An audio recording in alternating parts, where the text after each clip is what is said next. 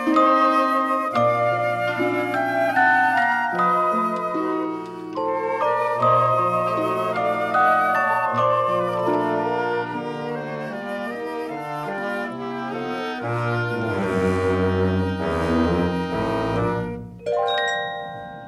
this is B-Dub, and welcome to a new episode of Clearing My Head. Now, a lot of legal experts are saying, yeah, right to this, but who knows? But a man named Jeffrey Piccolo, if I'm saying that correctly, is suing Disney after his wife died from the meal she ate at Disney World a couple years ago. She had severe nut and dairy allergies, and the staff at an Irish pub in Disney Springs said her order was safe, but it wasn't. He recently filed a lawsuit, but now Disney is trying to claim he can't sue them because he signed up for a Disney Plus trial membership in 2019. That's interesting. The fine print when you sign up says any disputes with Disney must be resolved in arbitration, not in court. So they're trying to say anyone with a Disney Plus can't sue them for anything. Jeffrey also bought tickets to Epcot through their website, and they claim the terms and conditions there would nullify the lawsuit too. Now, as lawyers are calling it absurd, they say even if those agreements were universally binding, they wouldn't extend to his wife since he's the one who paid. Now, it's not clear how much he was suing for. It's just known to be in the ballpark of $50,000, but probably a lot more. And I'm hoping it's a lot more because this is a very, I wouldn't say interesting. It just seems like Disney's trying to get away with something. And that's why you always have to be careful with those agreements. You have to because you know how we get those agreements for anything, the streaming services for, if you don't read through those sometimes and you're like, nothing will happen.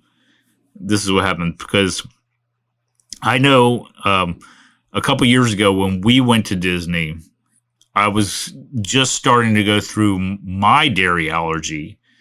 Or at least my allergy. I mean, we're believing it's dairy, and mine's not as serious as his wife's. But I mean, I just wasn't sure what I could handle, what I could. The one thing I will have to say with Disney, because we stayed at a resort, and even at the parks. Now I don't know about Disney Springs, because the only place we ate there was the Rainforest Cafe, but at the resort. And at the parks, they will take care of your your food allergy, whatever it is.